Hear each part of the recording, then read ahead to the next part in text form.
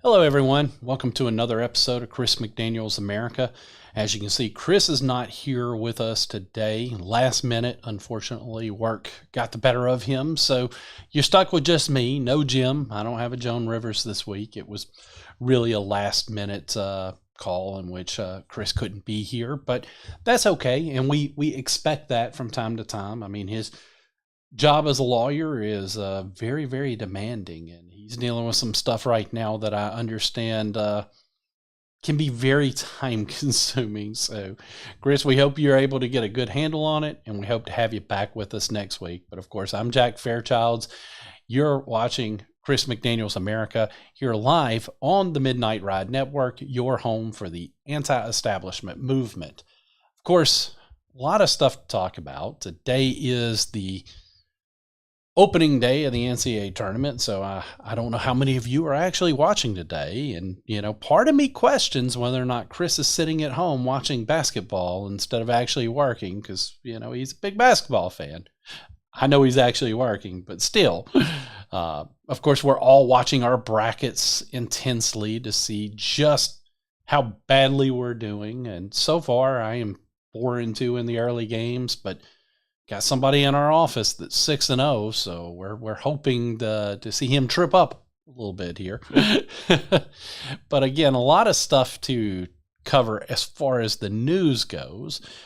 And I think the big story today, of course, if you've been watching, you have seen that Donald Trump has signed an executive order that is supposed to significantly dismantle the Department of Education, potentially leading to the abolishment of the Department of Education.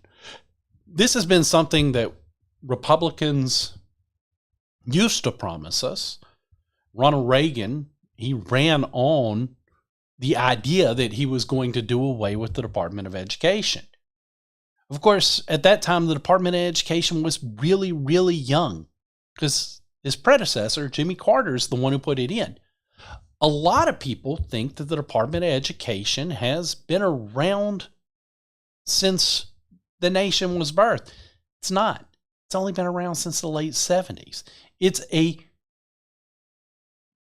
department that is in its infancy, and it's a department that should have never existed in the first place.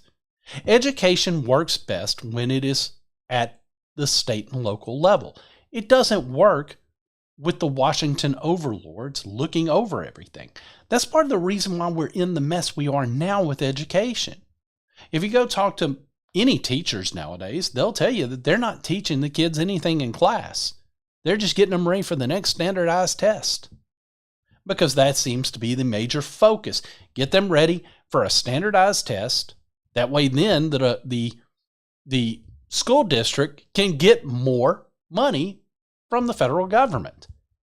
This has been a problem, and we've seen it as our kids are getting older, and we're seeing that there's certain things that we were taught in school they have no concepts of. That's not their fault. That's not the teacher's fault. The teachers are doing what they are instructed to do by the administrators. It's been a game for years, and the Department of Education is at the heart of this. They're one of the major problems that we have with our education system. It comes from the Department of Education being the problem that they are. This is just a reality, people, and this is something that, again, liberals are going to be screaming at their televisions about, screaming at the sky, whatever they can. The sky is falling because Trump's doing away with an organization that has only been around since the late 70s. But they want you because, again, everything with the left, once it becomes a government entity, it's a golden cow for them. They don't want to see any government agency go away. Now, the only problem I have with what Trump's doing right here is it's a executive order. Executive orders will not extend beyond his presidency unless Congress takes action. So when I see the Republicans out there who are the representatives and the senators who are high-fiving because Trump's taking this action, I don't want to see them high-fiving. I want to see them do their job. They need to be passing legislation protecting this executive order. Because if they don't, the next time a Democrat gets elected or a left-leaning Republican, guess what's going to happen? They're going to sign their own executive order and undo everything that Trump's done in an executive order. That's the problem that we have, and that is the inherent issue when it comes to executive orders. Of course, we also know that there is going to be lawsuits challenging the directive. This is a huge push, but it's not time to celebrate. And I think that's part of the reason why I want to talk about it. Because again, we can celebrate this once he gets it over the home stretch, once he gets Congress's support, once he passes the legal hurdles, which, depending on where the lawsuit is filed, which judge it's seen before, don't be surprised if the executive order gets overturned by a federal judge and has to go all the way to the Supreme Court. Because we know, depending on which court it goes to, it could end up in a more liberal-controlled court. So that's why, again, we can't celebrate too much yet. This is just the first shot in the battle to end the Department of Education. And that's why I don't want to see, if Trump wants to high-five because he signed it, or people that are a part of his cabinet, I'm okay with them. But I don't want to see Republican Senator What's-His-Face, or Republican Representative Who's-Its-What. I don't want to see them up there high-fiving like they did something. They didn't. Their inactivity for years is what's led to Trump having to take out a pen and sign an executive order. This is the type of thing that when the Republicans have had control in the past, they could have done. They could have done this at any time during their times in power. They didn't, because they didn't want to. That's also why I predict that they're not going to do anything now, because they have a track record. I'm hoping that Trump's persuasion and the fact that they see how immensely popular he is and his moves have been, maybe they'll move in that direction and they'll follow suit this time, and we can actually do away with the Department of Education. But until it happens, and this is where I wish Jim was here, because he'd be the one to tell me, calm down, you can trust this. But I'm a skeptic when it comes to Republicans in our legislature, because I've seen a thing or two. I've learned a thing or two. Like you take this week here in my home state of Mississippi. You're going to hear, if you're a Mississippian, and I'm sure you'll see it national news, how Mississippi is eliminating the income tax. Great. Awesome, right? Well, are they really, when they're just swapping it out for another tax? Is that a true win?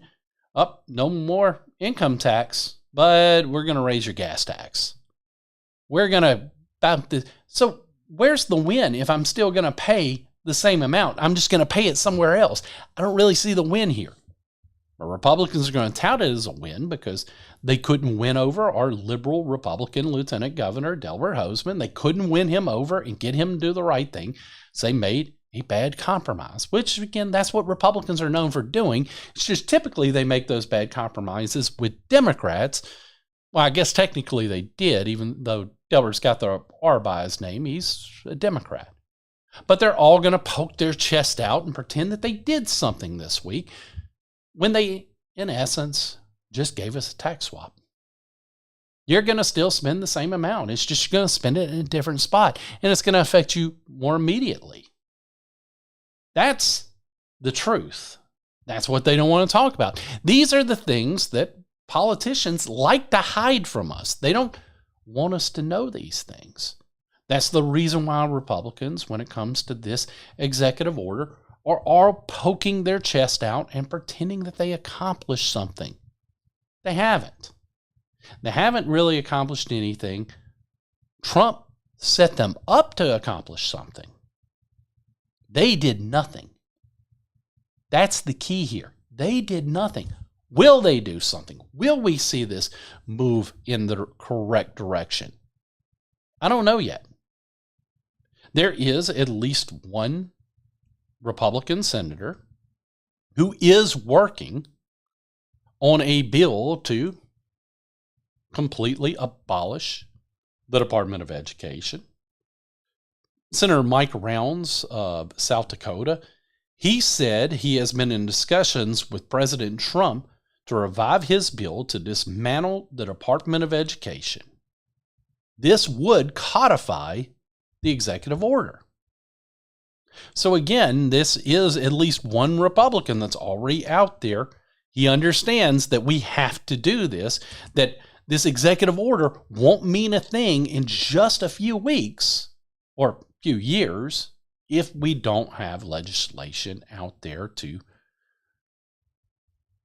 codify it. Round says he's planning to reintroduce the bill now that Trump has signed the executive order.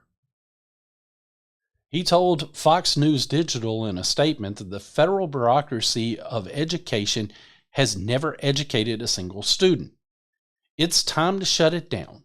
Today's news is the right step in the right direction.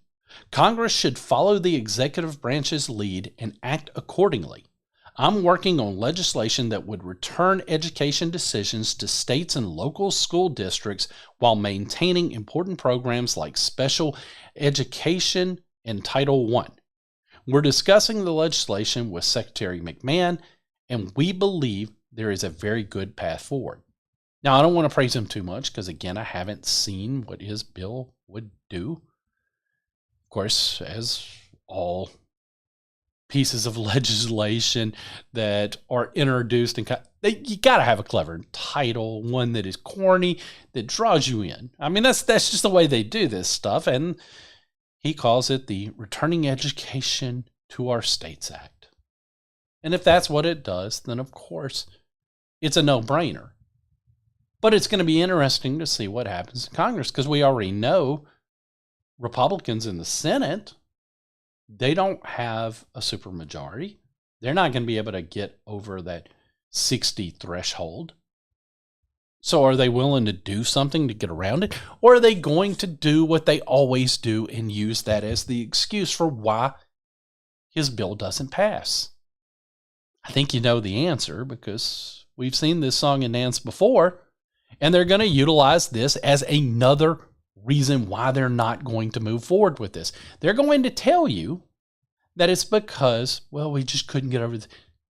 There are means in which they can get around that. They can change the rules anytime they want. They just don't want to do that. Because again, when they're not in power, they want to be able to game the system that way as well. So they understand this. They get this. That's their whole thought process. That's why you don't see it move away from it. It's crazy, people.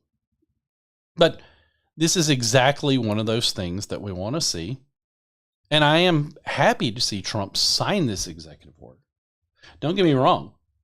I praise this executive order. My issue is not with Donald Trump. My issue is with Congress, because again, while Senator Rounds is putting this in place and trying to get this bill out, I don't see this bill going anywhere in the Senate, because they're going to use the procedural excuse that they always use when they kill conservative legislation. It's what they do. It's why we don't trust them anymore. Let's be honest, people. Can we have a frank conversation about the Republican Party and Republicans not named Donald Trump? Are there many of them you trust? There may be a couple. Mike Lee, Ted Cruz, Rand Paul, maybe a few others. But for the most part, when you look at Republican senators, and then on the House side, you'd be even harder pressed to come up with names. They exist, members of the Freedom Caucus. But there's a reason why so many of us don't have faith. And it's because we've seen this so many times where the Republican leadership talks a good game. Oh, we support President Trump. We're with him 100%. But then when it comes time to actually protect Trump and push through the things that he wants, they fall behind these procedural excuses to get around why they were unable to do it. I really believe that's going to be more of the same this go around. I hope to be proven wrong. I'm not sitting here saying that, and if I am, I'll come on the show and say I was wrong. But I don't trust Republican leadership. It's one thing. It's one thing for Republican leadership to solidify around themselves and make sure that all of Trump's cabinet positions get appointed. And that was great that they did that. Really was. But that's small potatoes when it comes to trying to ensure that we get these things, that we get the actual actions, the legislation, the things that Trump promised on the campaign trail. On the campaign trail, he wasn't promising his cabinet positions. Maybe we speculated this person would get this person, but those weren't campaign promises. So they weren't as important to the American people as something like this. This is something that was promised. And if Congress can't do its job and codify this, then therefore you see the problem. Now, to those liberals who are up at arms, feeling like their bracket has been busted because Donald Trump is abolishing the Department of Education, they truly don't understand, because they are, a lot of the younger ones are ones who've fallen for the lie that the Department of Education is as old as time, that is something that is a necessary for our education system to work, that without it, these children just won't be educated. You know who they are. You probably heard them scream a time or two. They're probably outside trying to terrorize a Tesla plant at the moment. Whatever they're doing, they're going to try to tell you that the sky is falling, the worst thing imaginable, that you're just not thinking of the children. Oh, you're not thinking of the children. Sorry, but that's not the truth. That's not the truth. The truth is that the Department of Education stole power away from the states, and stuff was more routed through Washington. Quite frankly, I think Mississippi is in a better position to determine how to educate its citizens than Washington, D.C. And the way we may want to educate our citizens is probably going to be different than the way California wants to educate her citizens, and that's okay. That's what the founders originally intended when it came to this. That's the original intent. It was never this grand government bureaucracy that it became. And a department that really and truly did far more harm to the schools than it ever did any good. That's the reality. When school districts are told that they have to teach certain things, whether it's transgender ideals or teaching children about homosexuality while they're in first or second grade, those are decisions that are being made in Washington, D.C. And they are so far removed from people who are actually in the classrooms. I doubt very seriously that the Department of Education is made up of that many educators. And if it's like most government agencies, it's probably, even if there are, and I'm sure there are some educators in the Department of Education. I'm not saying there are none, but I guarantee you they're drowned out by the ones who got their position because they worked on a campaign or two. That's the truth. I mean, a lot of times that's how this stuff works. It doesn't work in the sense that the best person, the person who understands education the most, that's the one who ends up getting the position. That's not how it works. Here's what happens. I go to work on a presidential campaign. I'm not a top dog on the campaign. I'm not getting a cabinet position. So what do I get? Well, I look through a list and I say, well, you know what? think I'd like to work in the Department of Education. Do you have any education background? No, but I just think that sounds fun. Okay, we'll put you there. That's simply how it works. A lot of people don't know that, but it doesn't just work on the federal level. That's how it works on the state level as well.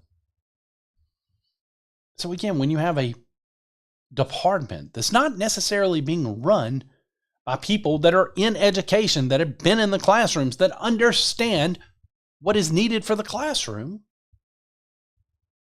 now you see where part of the problem is and why this organization needs to be phased out and needs to be completely done away with. So you come up with these ideas like standardized tests. Now look, are there some merits for standardized tests? Sure. I'm not going to sit here and tell you that standardized testing doesn't provide any benefit. But what I am going to tell you is it shouldn't be the end-all, be-all decider of your child's future. Standardized tests they're not necessarily the type of thing that always is a good indicator of how educated a child is. Case in point, I'm someone who used to get bad test anxiety. So that meant tests were not my strong suit. But if you wanted to ask me a question in class, I could spit it back to you. So most teachers or professors knew I knew my stuff. Most teachers or professors knew I understood my stuff, and that was a way that they could make sure that maybe test grades weren't a true indicator for me. But on a standardized test, where you're removing the educator from the equation completely, whoever's grading the standardized test, they're not in the classroom with me. They don't see me. They don't understand what I'm talking about. I mean, they don't know who I am. So they don't understand that I might know the topic, that I might understand the issues at hand. They don't get that because, again, they're not in the classroom. They don't know me. They just see a score on this standardized test, and it doesn't tell you anything. Plain and simple. That's the reality. That's what a standardized test does. So if I have bad test anxiety, I don't do good on said standardized test, now it looks like I don't know anything. And that's how you're determining a child's future. That's how you're determining the success of a teacher. That's how you're determining the success of a school district. That's a failure, people. And what you're not doing in the classrooms when all you are doing is putting emphasis on these standardized tests, what you're not doing is you're not teaching these kids valuable skills. You're not teaching the kids anything that they might be able to take with them later in life. You're doing a disservice to the teachers who went out and worked hard to get a degree in education. Some of them worked hard to get a master's degree just so they could educate kids. And yet, instead of utilizing their skills in teaching, you basically tell them to get ready for a test that the teachers themselves did not put together. Again, this is why standardized testing is not a great idea, not the end-all, be-all deciding factor the way that the federal government helped push upon everybody. But the federal government has used this as a measuring stick to judge how good your school district is. So if they're not doing a great job in standardized testing, if they're not making sure that everyone understands this standardized test, that standardized test, or this or that, then the school district's not as strong. We're going to have to cut their funding. Are you starting to understand why the Department of Education might not necessarily be the good thing, because these are the type ideas that they put forth in the first place. I didn't even have to get into stuff like Common Core, which we could talk about that too. I'm sure you're very familiar if you've got a child and you had to help them with any math homework and you saw how the ridiculous steps that they told you that your child had to take, even though your child could figure it out without going through it. You didn't. We don't have to talk about that. But that was also an idea from the Department of Education. We don't have to talk about how when you open up your textbooks and you see certain parts in your history book that you learned that have been removed but have been replaced with maybe things you object to being taught in the classroom. Maybe some things that you disagree with being taught in the classroom. Those ideas, those decisions, once again, came from the Department of Education. Liberals, I understand, they love that type of stuff. But anybody who understands what it means to actually try to educate a child will tell you that the things that they've been doing aren't working. And if you want to go see an example of that, just go talk to some of the more recent, or probably most college students nowadays, and you can find out, I would say, probably the ones who are more recent graduates. They're the ones who, once they get to college, get slapped in the face a little bit with, oh my goodness, this is a little bit more than I anticipated. We need to try to scale that back. We need to try to pull it back in. And the best way we can do it is to return the power back to the states. Return everything back to the states. And abolishing the Department of Education is the best course of action. What Trump did today with this signing of an executive order is a great first step. It's a great first step. But that's all it is a first step. We need Congress to step up. We need them to take action. We need them to do their jobs. We need them to codify this and make sure that what Donald Trump signed today turns into something more than just a piece of paper that the next president can come back. If it's the next Democrat president, can come back and just sign their own little document and do away with. So we need actual legislation. Do I think we'll get it? Probably not. Hate to be the negative Nancy in the room, but that's the reality. Is they'll fall back on their procedural excuse that they always fall back on. My hope is when they do it, Trump calls them out for it. And maybe this go around, he endorses anyone that runs against those who didn't push this through instead of just falling in line with them. I think it's time to pay a couple of bills and maybe let our sponsors come on for a few minutes. When we come back, we'll switch gears for a little bit. This is Chris McDaniel's America, right here on the Midnight Ride Network.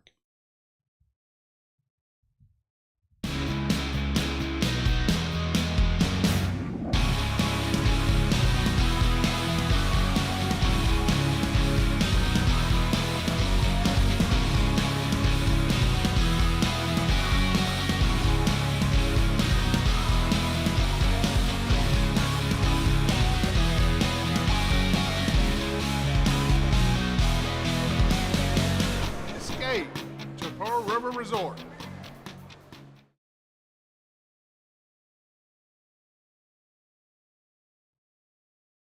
All right, guys, welcome back here to Chris McDaniel's America. Again, if you're just tuning in, I'm Jack Fairchild. Chris, unexpectedly, last second, work called, not able to be in, but we're getting through this show. We're missing a lot of basketball, too, to be able to be on the show tonight. More news, folks. I'm sure you remember, I think it was last year. It might have been 2 years or closer to 2 years ago when there was a feud between football player Aaron Rodgers and late night talk show host Jimmy Kimmel. where apparently when Aaron Rodgers made a accusation about Kimmel might have been on the Epstein list. And of course, Kimmel got his feelings all hurt because, again, he's a sensitive guy, but Kimmel is one of those who he gets paid for a living to insult people. He gets paid for a living to go after folks. He has continued to go after any conservative because Jimmy Kimmel is a raving liberal idiot. That's who he is. He's not that funny. I don't know how he still has a talk show, probably because all the other talk shows are equally as terrible as his. So that time of night, your option is bad, or worse. What do you watch? Well, I go to bed. So that's my option. But anyway, Jimmy Kimmel, he has been targeting Elon Musk. Again, he's making jokes referring to Elon Musk as our co-president. And he finds it funny that Musk has had targets against him by certain terrorist organizations. He also finds it hilarious that Elon Musk had a SpaceX vehicle that brought back astronauts, but he wants to point out that the Tesla stock is way down, almost dangerously so. So he takes joy in the fact that Tesla is struggling, and he wants to continue to throw out these assaults. But again, this is a guy who was so offended when Aaron Rodgers made his statement, which, again, anybody that saw it knew it was probably a joke in itself. But Jimmy Kimmel, it's okay for him to take pot shots. But anybody take pot shots back at Jimmy, I got to threaten a lawsuit. He joked, he said, people have been vandalizing Tesla vehicles, new Tesla vehicles. Please don't vandalize. Don't ever vandalize Tesla vehicles.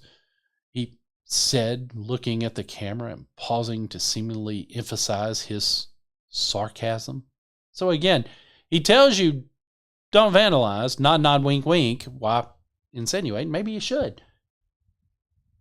But Aaron Rodgers said what he said, and that's something you should threaten. But you can try to imply to people through sarcastic measures that maybe it's okay for them to go vandalize Tesla vehicles, and that's perfectly acceptable, huh, Jimmy?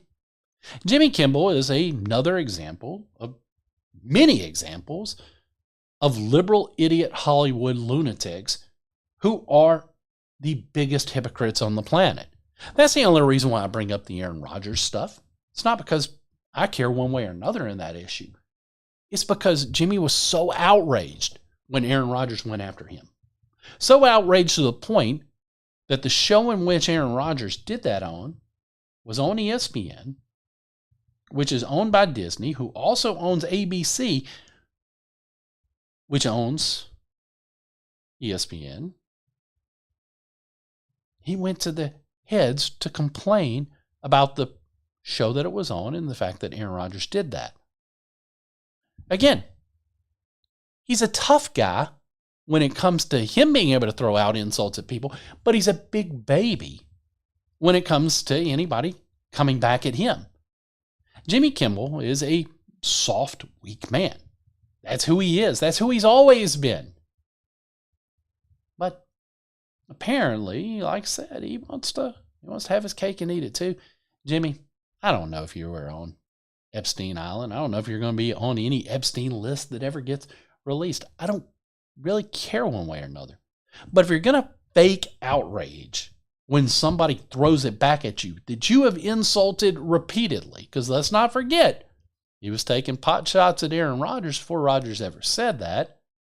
And now you're doing this skit where you're making light of actual vandalism and terroristic acts against Tesla.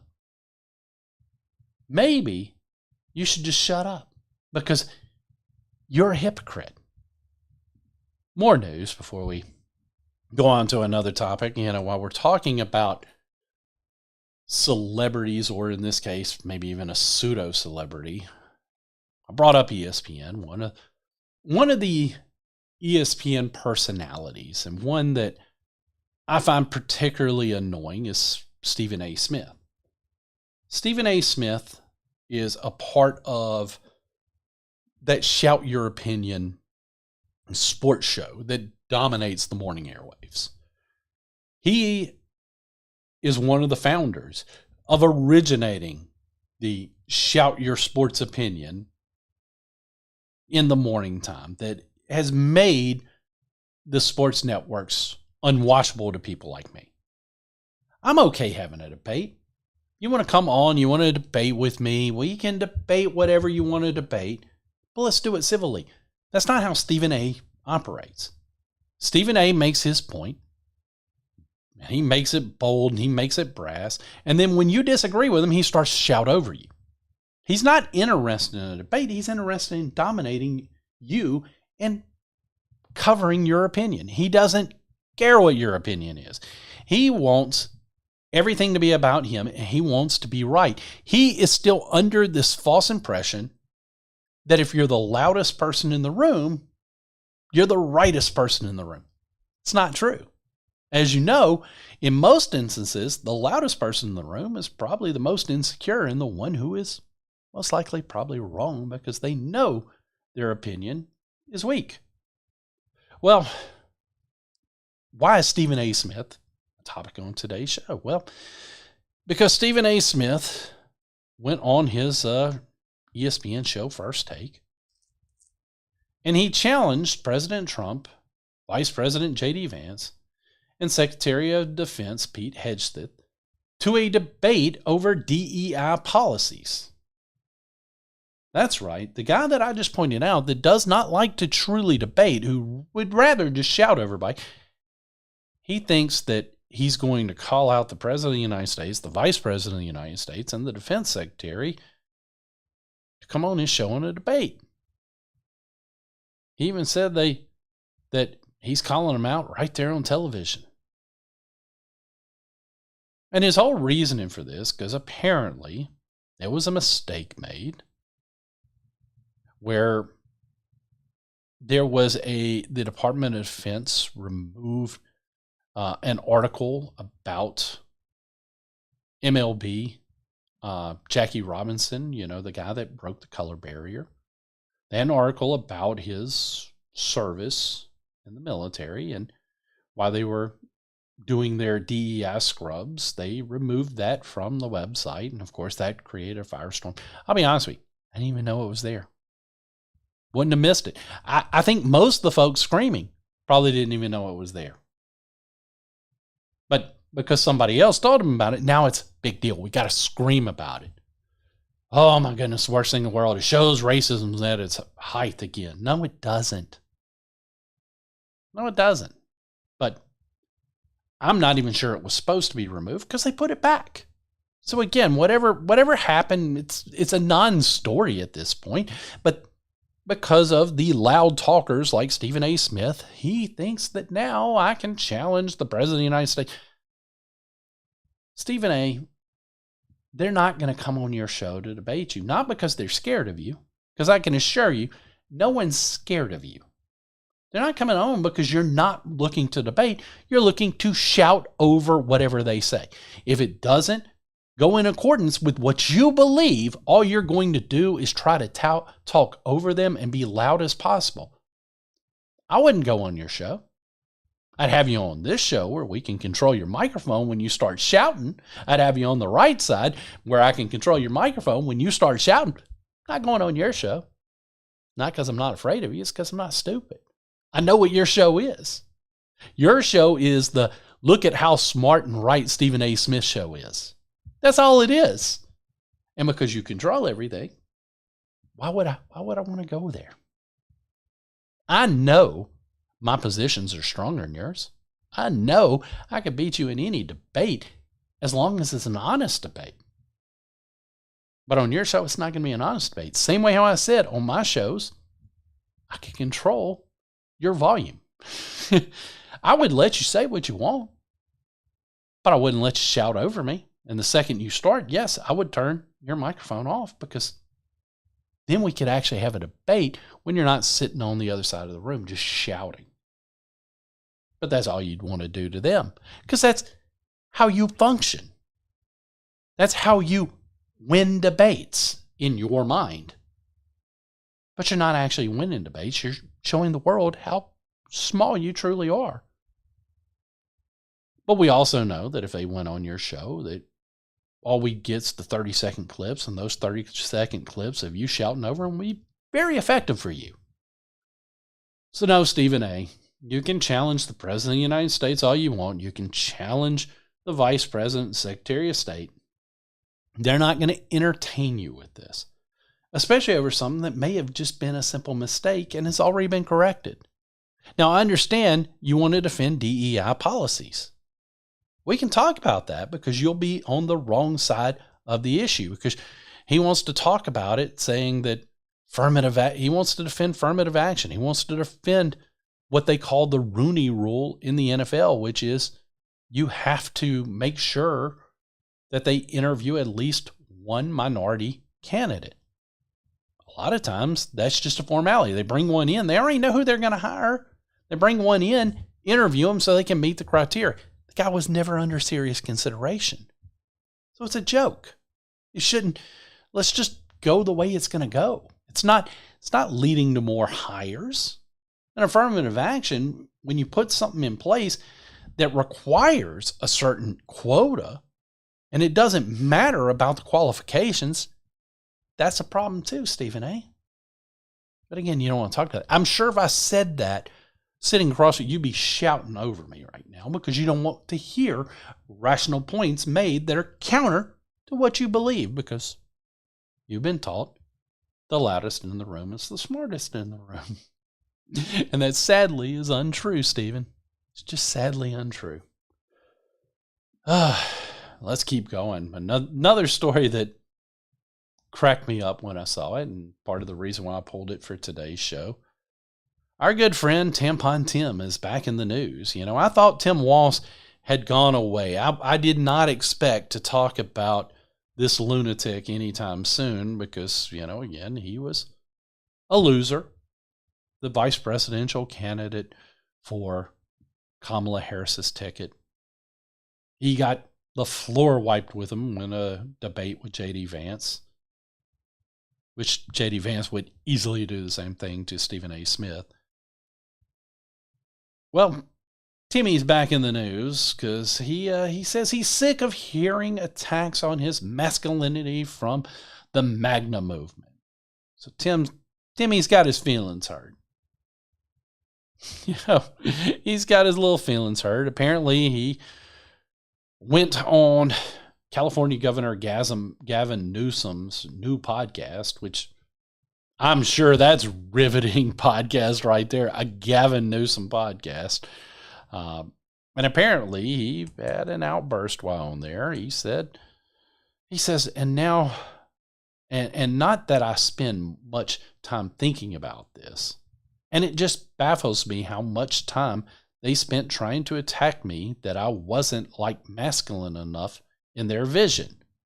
That's what he said about his time running for vice president. He said, I saw Fox News a couple of days ago because I used a straw. And I'm like, hell, man, what am I? How else do you drink a milkshake type thing? But they focused on it obsessively. He claimed and he asserted that this obsession and weirdness is on his critics. We buy their frame on these issues of sexuality, but their whole thing was that they spent all their time, these guys on Fox News, that Walz is gay. He's not masculine, you know. He doesn't coach football the way he should. What do you think about this? He continued. I figured it out that the identity process piece of this is more important than the actual substance behind it. He said, well, while they've been doing this for decades, I mean, we saw the welfare queens. we've seen the Southern strategy. We've seen over and over again. Of course, he continues down and continues to go down this path as he and Newsom continue to talk. But Walz, after letting Newsom rant for a few minutes as well, he goes, I think I could kick most of their asses. I do think that. Well, Timmy, I don't know that you're not a masculine guy. I didn't hear the accusations that you were gay.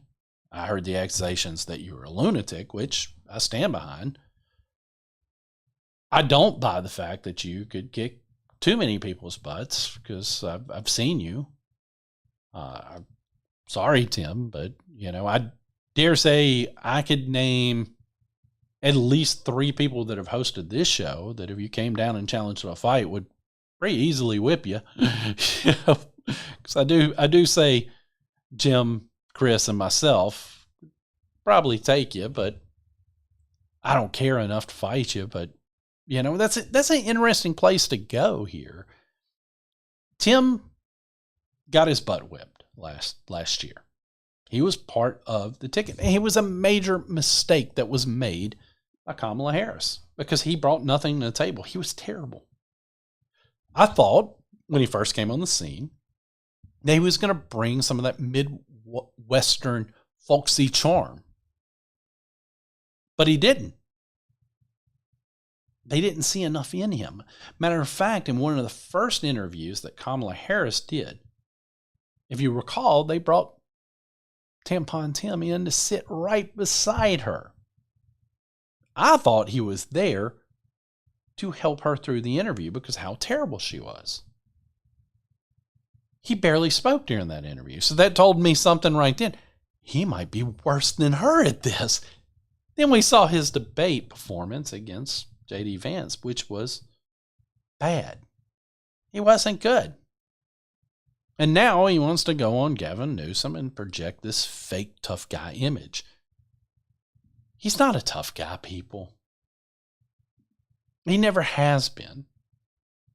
But he wants to pretend because that's his whole stick now. That's his whole thing. He wants to be this fake tough guy, I guess.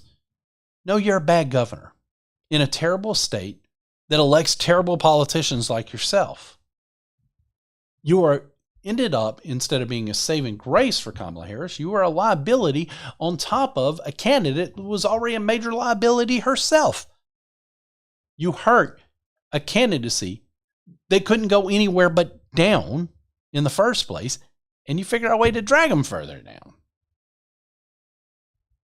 But again, I guess we should apologize, pointing out your flaws, pointing out the fact that you're a lunatic, that you believe that men should be allowed to play in women's sports. That's our problem, right?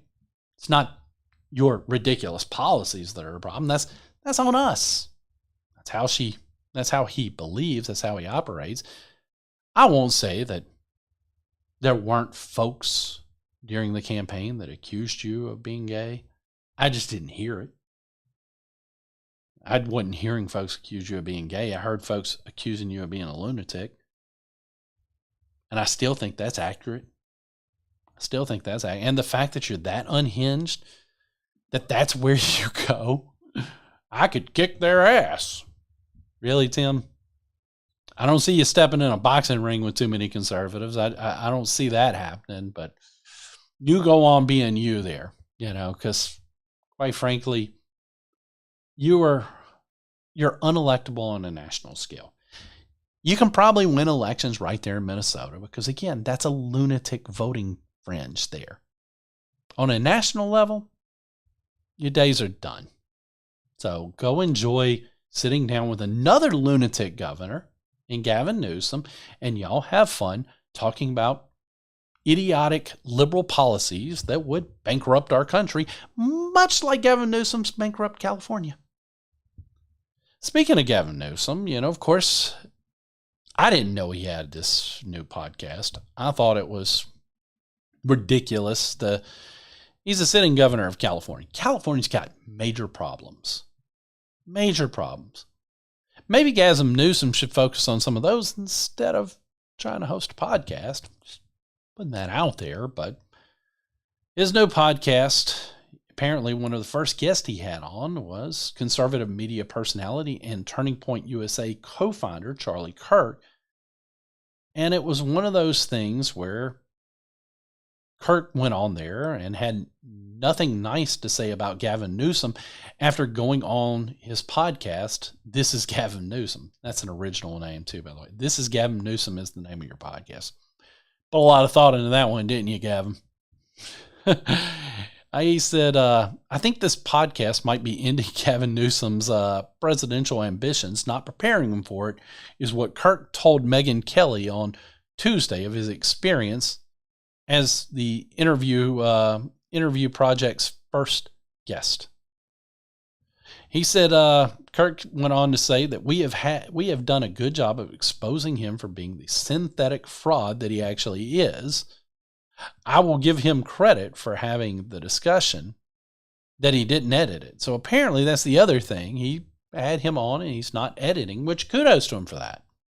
Because again, if you know anything about most podcasts, they're not done live. So if you have a guest on and the guest gets better of you, you could realistically go back and edit out the parts where you struggle. Apparently, according to Charlie Kirk, Newsom did not do that. He went on and he said, I don't think Gavin Newsom is getting his spring training to become a presidential candidate. I think he's actually being exposed as someone who will not be able to get through a Democrat primary. And I think that is one of the things that I don't find that as surprising, because if you recall, Gavin Newsom had a debate with Florida Governor Ron DeSantis. And Ron DeSantis, we may like the policies he put forth. We understand that from a policy standpoint, he's done a pretty good job. But Ron DeSantis is not a strong debater, not in the slightest. He's not somebody that when you watch him on a debate stage that you feel confident or comfortable that he's going to win said debate. That's never been who Ron DeSantis is. And I remember when I first saw that Ron DeSantis was going to be dating Gavin Newsom, I'm like, this is probably going to end badly for DeSantis, because I had bought in to the media projection that Gavin Newsom's a golden boy for the Democrats. I thought he was going to be the more skilled debater. But at the end of the day, he wasn't. Because Ron DeSantis wiped the floor with Gavin Newsom in that debate. I wasn't expecting that. I really thought, despite the fact I knew I was going to agree with Ron DeSantis on policy points, I really thought that Ron DeSantis would lose the style. But I thought he won both measures. I didn't think Gavin Newsom looked good on the style points. I didn't think he looked good on anything in that debate. So again, that's the very nature of what we saw. Gavin Newsom is the Democrats' golden child. He is their great hope for 2028. That's the guy that they want to be at the top of the ticket. That's the guy they wish they had this time at the top of the ticket, instead of having to bump Biden for Harris. But I'm not sure he's a ready for primetime player that the media wants you to believe. We've seen other Democrats that they've propped up before and told us this is the guy, only for them to get to that national stage and we see the failure. The problems Gavin Newsom has are huge, because you look at Gavin Newsom and you see the failure that is the state of California, the failure that he helped create. California is one of those states that should be able to be self-sustaining. They're one of those states that should be able to lead the nation when it comes to the stuff they can produce, the things that they have. They're right there on a seashore. But they're losing money big time. It's a terrible state. And it's because of failed liberal policies. It's because of failed policies that people like Gavin Newsom have put in place in the first place. That's the reason why we see this and we understand he's not good. That would become a liability for him the second he got put on a debate stage. The second he got put forth on that debate stage, he would have some major issues. And we're just seeing it even more so now because we're seeing the way that things are going. We're 100% seeing a lot of this go in the direction that does not necessarily aid Newsom the way he wants it to. So him starting this podcast and, of course, having Tampon Tim on, but apparently having the first guest that he had on being somebody like Charlie Kirk, I think is a major mistake. I don't know if you're not familiar with who Charlie Kirk is. He's the guy that sets up a table on college campuses and puts the banner out that says, "Change my mind," and lets you come up to him on issues to try to change his mind. And he debates with these people. He's a pretty talented debater. He gets up there and he defends his positions very well in a very hostile environment, I might add.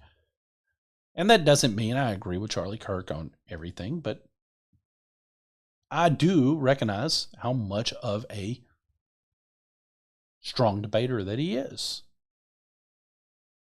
And this is the guy that Gavin Newsom decided to bring on as his first guest of his new podcast. And I think it was a failure. Maybe he should stick with folks like Tampon Tim. He and Tampon Tim can come to consensuses. They can talk about whose asses they might be able to kick. They might be able to do that, and they might be able to come to some consensuses there. But I'm not quite sure that he needs to go up to the big leagues and take on somebody like Charlie Kirk. I'm not sure he needs to step up big leagues and go grab folks that have proven that they are good at arguing their positions.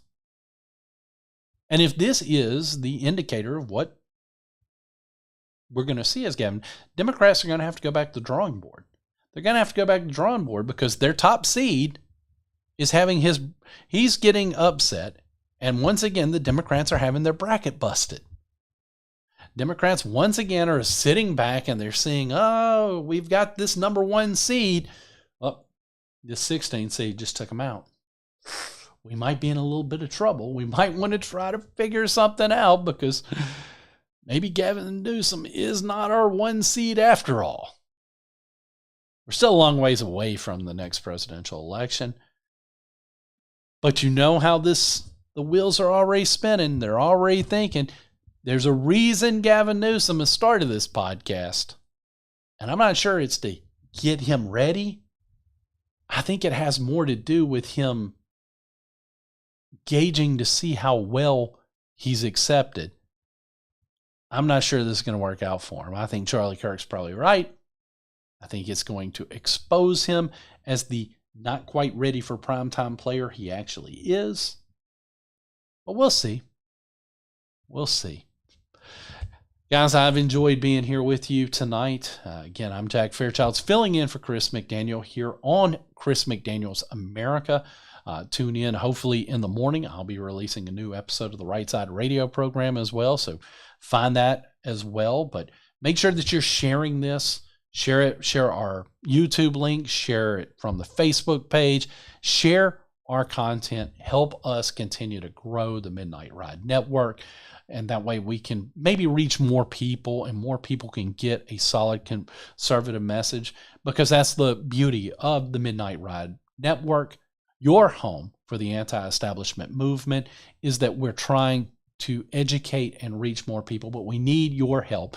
If you'll share us, if you will make sure that you are putting this on your social media page, whether it is sharing the live links on our social media page or going and grabbing the YouTube link and sharing that, you'll help us out a lot and we'll continue to grow.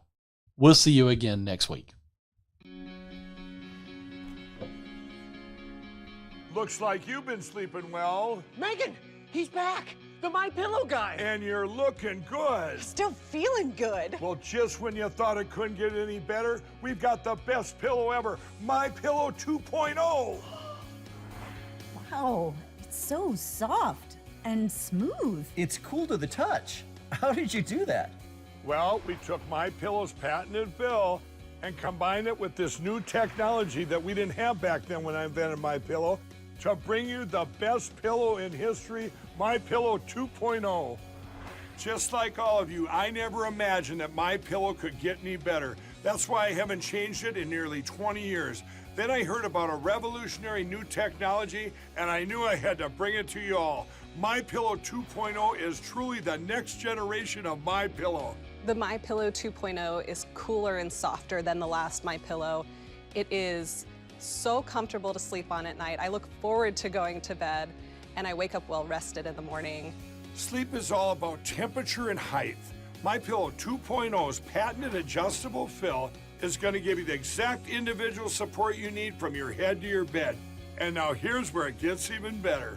We've all experienced those temperature-related sleep interruptions where you get too hot, you toss and turn, you flip your pillow over to the cool side. Well, all that's gone with my brand new My Pillow 2.0 cooling fabric that's made with temperature-regulating thread. The best sleep just got even better. Whether you have a My Pillow or not, you need to get the brand new My Pillow 2.0. Call or go to mypillow.com now. Use your promo code, and for a limited time when you buy one, you'll get a second one absolutely free. You're sleeping even better. And cooler, too. And you're looking good. Feeling good. I knew you would. Visit mypillow.com.